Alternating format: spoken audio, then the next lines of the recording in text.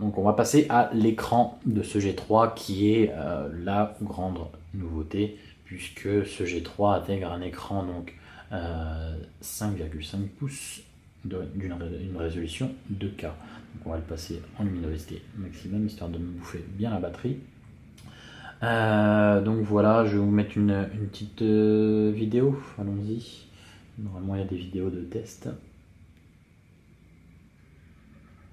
Tac, voilà, preload.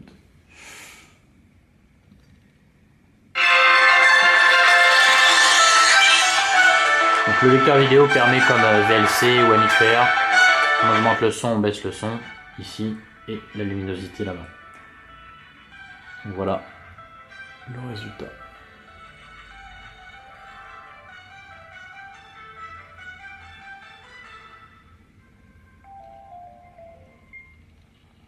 Bon, c'était la fin puisque j'avais déjà chargé, on va vous la remettre un petit peu quand même.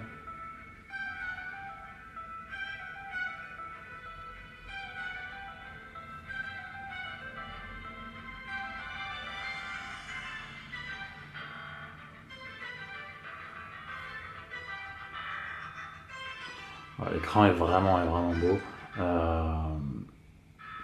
Il y a un petit défaut quand même sur la luminosité, j'ai l'impression qu'elle se baissait. Mais non, c'est la qualité de la vidéo. Donc voilà pour une vidéo, je vais la laisser tourner un petit peu 2 secondes. En attendant, je vais vous ouvrir, comme je l'ai déjà fait sur le test, je vais vous le montrer directement sur ma tablette.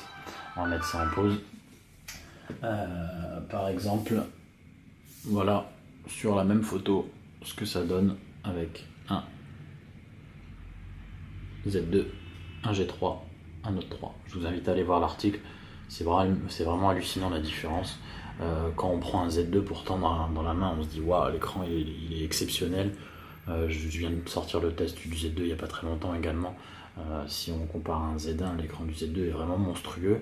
Et là, quand on met le G3 à côté, l'écran du Z2 ou du Note 3 paraît vraiment ancien, quoi. Ça fait vraiment bizarre.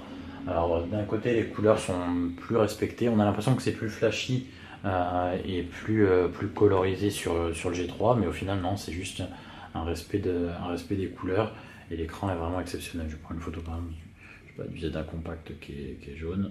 Voilà le résultat. Voilà. Je vais me prendre une photo du Z1 compact. C'est jaune, quoi. C'est exactement la même couleur, et les couleurs sont vraiment respectées. Donc voilà, l'écran 5,5 pouces, résolution 2K,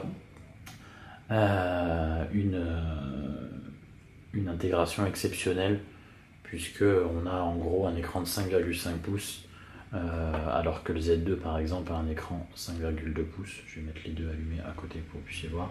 Voilà, on voit vraiment que l'écran du Z2 est quand même plus petit, mais le Z2 il est plus grand que le G3. Donc là-dessus, il y a vraiment chapeau à LG pour l'intégration de l'écran dans cette taille-là, puisqu'on a quand même un smartphone qui est en main, qui n'est pas énorme et qui est utilisable comme le smartphone en gros de 2014. Un Note 3 par exemple qui a un écran 5,7 pouces, c'est quand même plus grand aussi qu'un G3. Pas énormément, on s'en rapproche de plus en plus, mais vraiment chapeau à LG pour l'intégration, pour la qualité de cet écran. Malheureusement, c'est au détriment un petit peu de l'autonomie, puisque l'écran bouffe énormément d'autonomie, comme vous pouvez le voir sur mon test et sur la partie autonomie qui va suivre.